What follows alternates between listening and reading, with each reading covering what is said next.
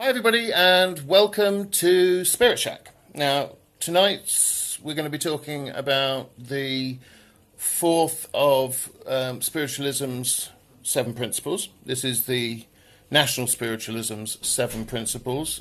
As mentioned before, there are other extended or slightly different versions of the principles, but their ethos is all the same. But I wanted to say it's also going to be a sort of medium's musings as well, because tonight John and I have literally just come back from John's first meeting and my first meeting in 19 years of a particular group that I used to go to that I very stupidly stopped going to 19 years ago. And I'm buzzing right now. So if I seem a bit more lively than usual, please understand why, and I'll explain as we go. So anyway, fourth principle, the continuous existence of the human soul.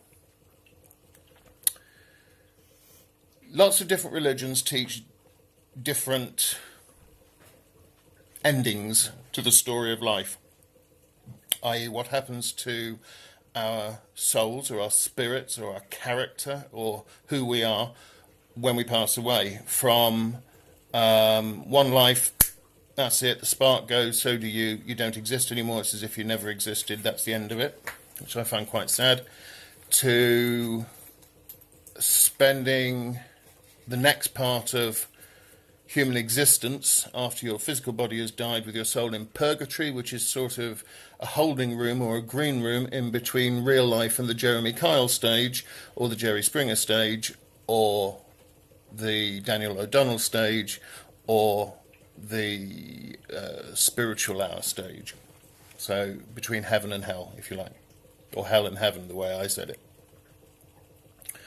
And then there's also the belief that you stay in the ground, or your soul stays in your ashes or whatever, or floats aimlessly around in space until the trumpets sound on the day of judgment, when Christ shall come in his glory, the Shekinah glory and all the other bits and pieces, and the veil will be lifted, and having gone through the end times, we will rise to life again, either life in heaven with God or life in hell, which will be on here in an eternal earth hell under Satan.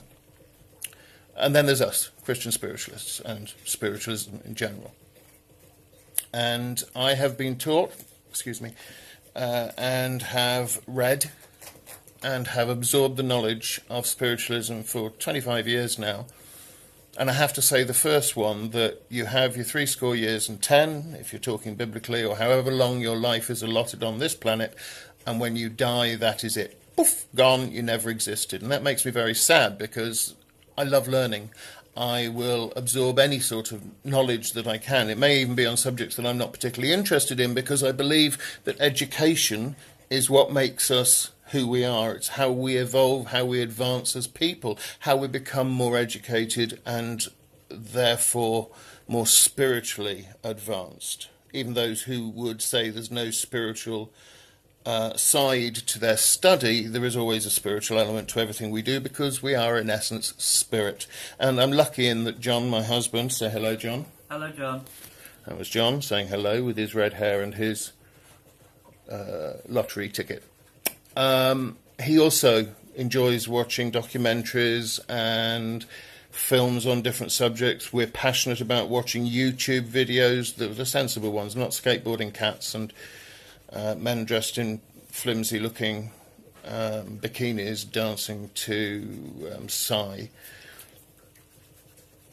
We do watch those sometimes, I'm not going to lie, but the educational ones.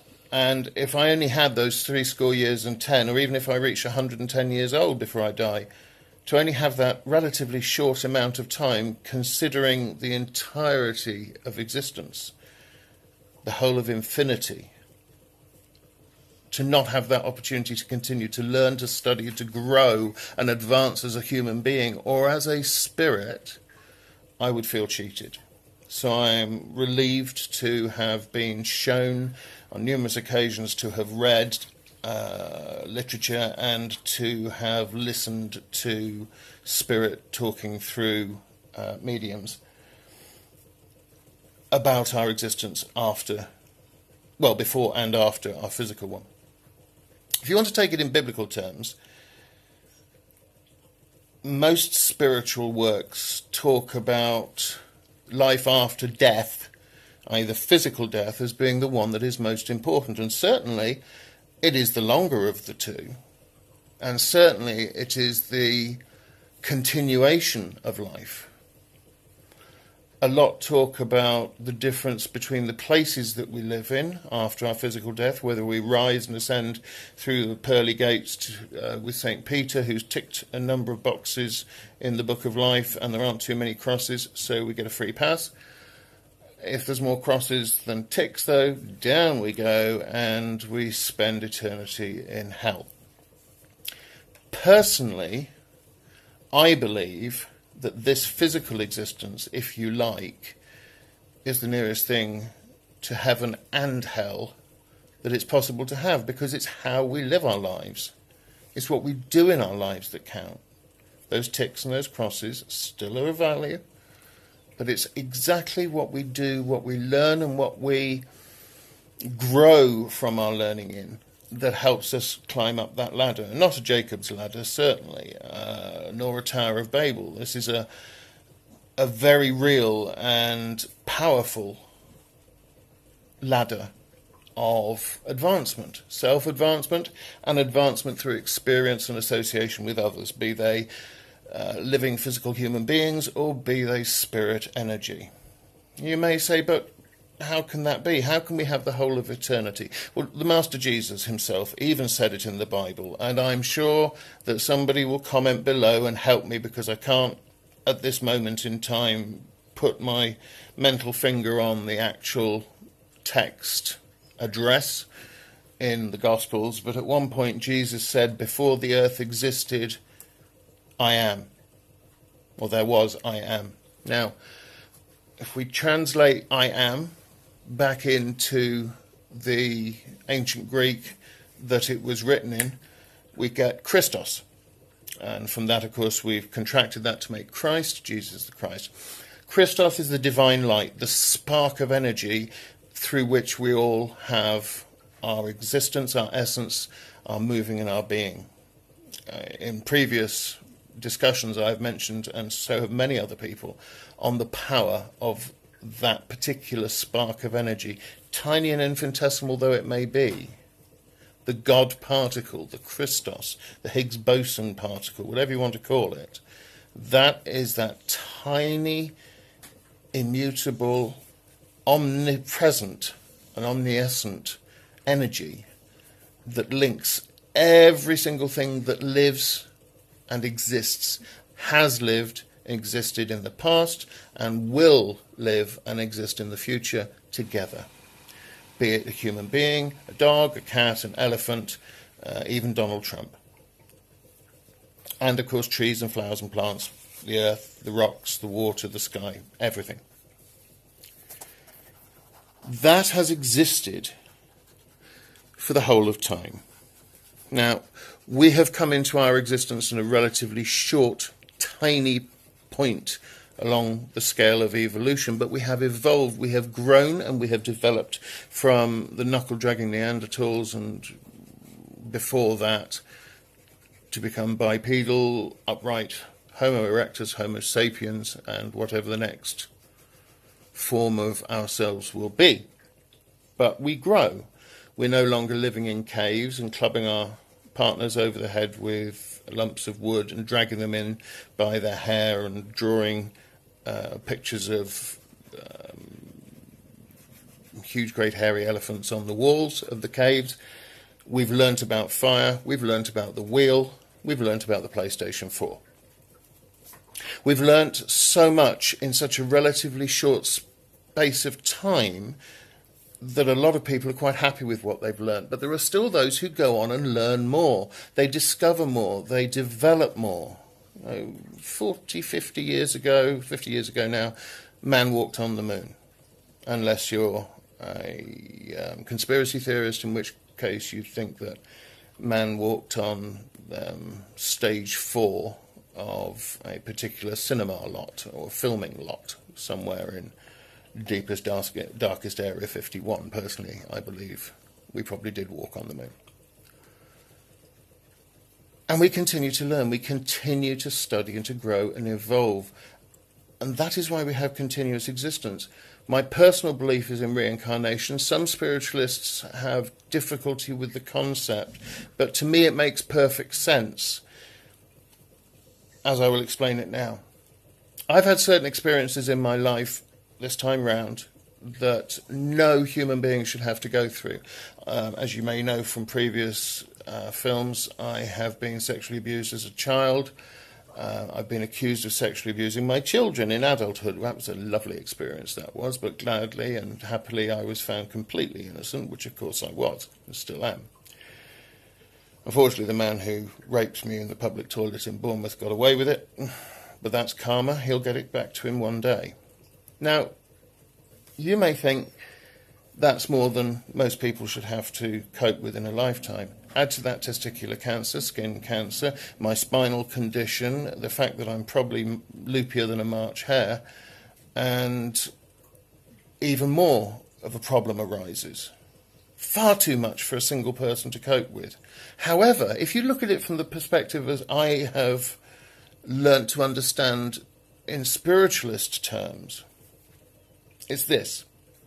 Before I came to Earth this time, understanding that I almost certainly have lived here before, we know that people do past life regressions, and some people come up as Henry VIII, some people come up as a foot soldier in the Napoleonic era. It doesn't matter what your previous life was. What matters is what you learnt from that lifetime.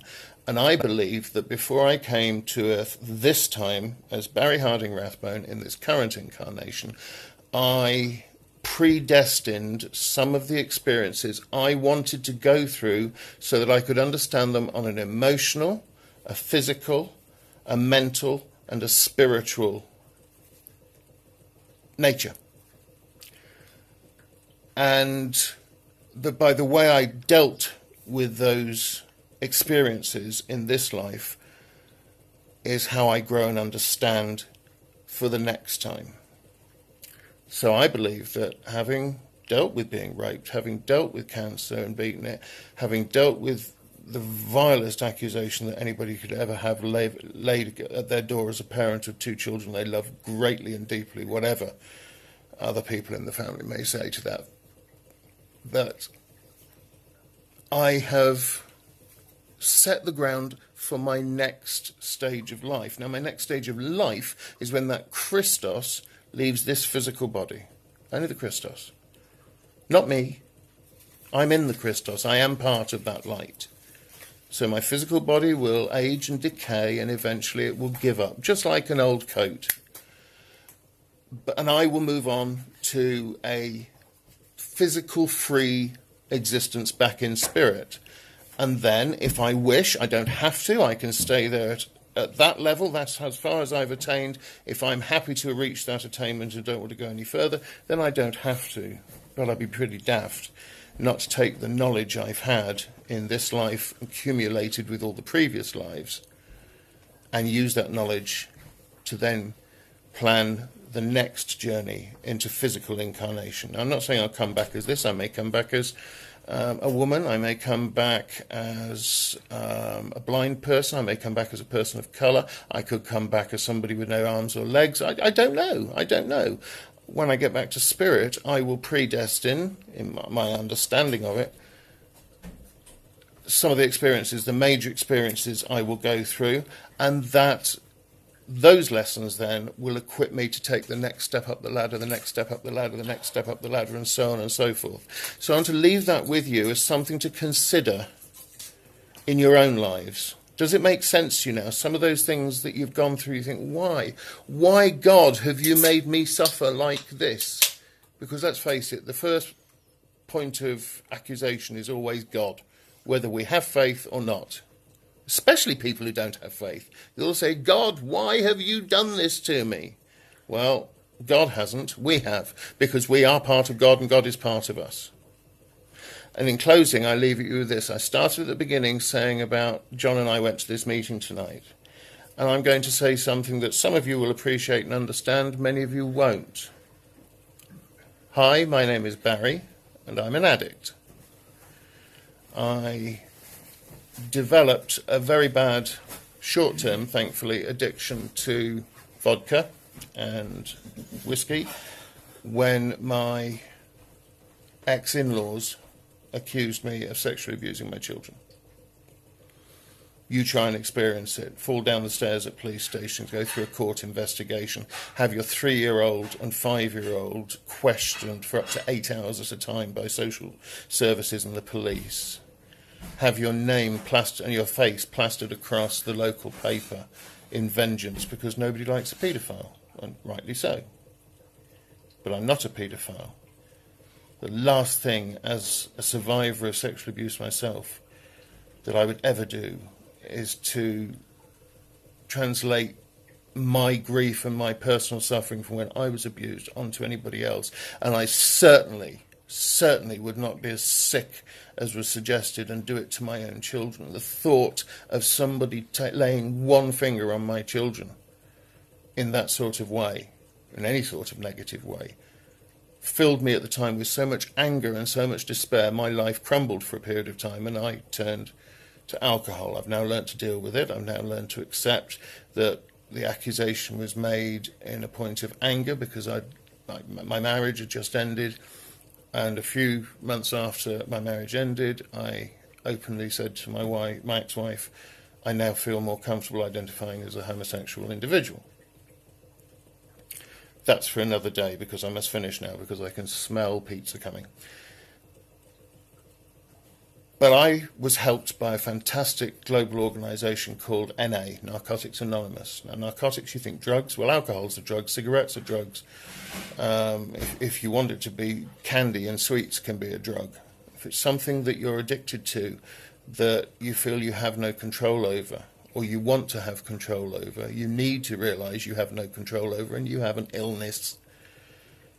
And I went this evening, and John came with me, and I feel blessed to have been invited to that meeting to share my story tonight with the other addicts, because I realise I am still addicted. It's a lifelong struggle, but that lifelong struggle ties in nicely with what I was saying before about the continuous existence of the human soul. We can't solve things overnight. We can't know everything overnight. It takes a long time and a lot of commitment. And I've been very blessed to have that second opportunity by going back into NA to continue my journey of recovery and my journey of education and self-advancement. So, my friends, don't worry about what goes on after death, because you can't die, even if you wanted to. You're still going to have to come back and go through it all over again, so you might as well make the most of it now and learn what you can. Grow, enjoy, embrace every single day of your life. Accept that there are some things you cannot change, there are some things you have to go through, that you have to learn from, and also learn the wisdom to know the difference. And I would urge you to look up the Serenity Prayer and say it to yourself every day.